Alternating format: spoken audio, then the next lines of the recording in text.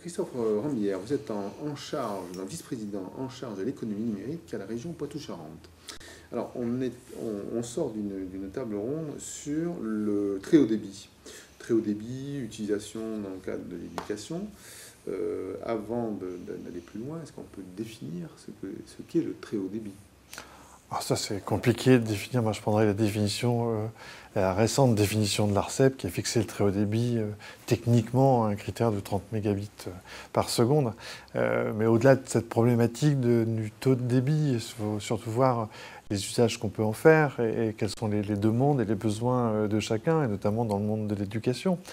C'est vrai qu'aujourd'hui, on a peu de demandes de la part du monde enseignant sur des débits très importants, sur une nécessité de fibrer les écoles. Je crois que l'enseignant, il s'adapte globalement à la situation dans laquelle il est dans son école.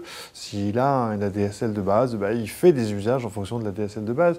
Plus il a de débit, plus il peut utiliser de nouveaux outils et plus il peut générer une démarche éducative basée sur le numérique.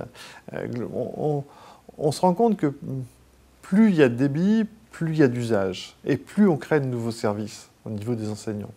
Le rôle de l'élu, le rôle du politique, c'est de faire de la prospective, c'est de se dire quels seront les besoins en débit et en usage de demain.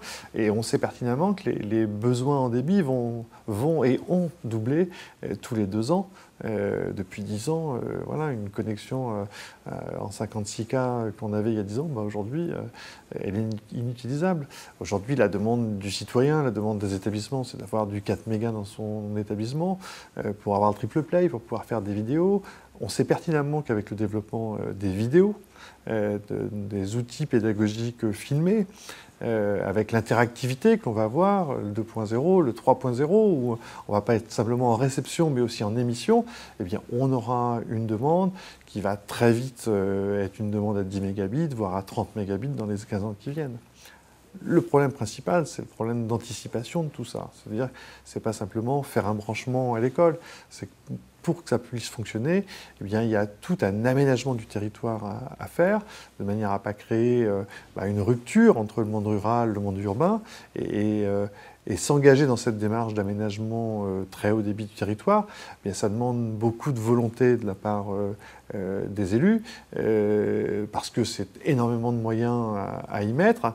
Et quand on n'a pas une demande sociale très forte, eh bien, c'est vrai que le choix politique n'est pas facile à faire.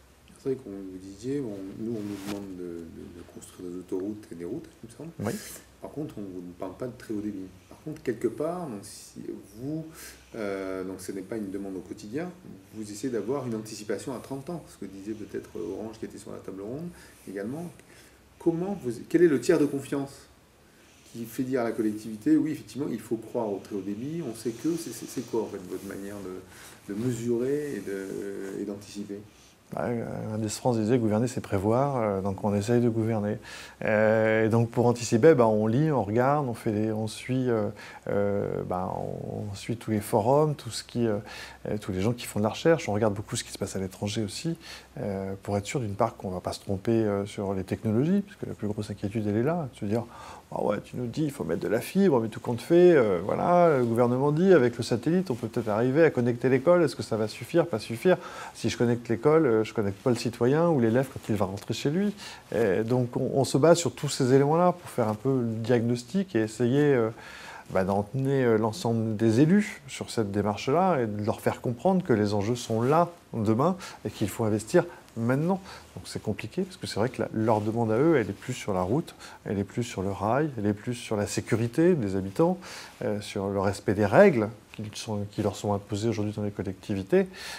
Voilà les sujets principaux qui les amènent à faire des choix politiques dans des conjonctures financières difficiles.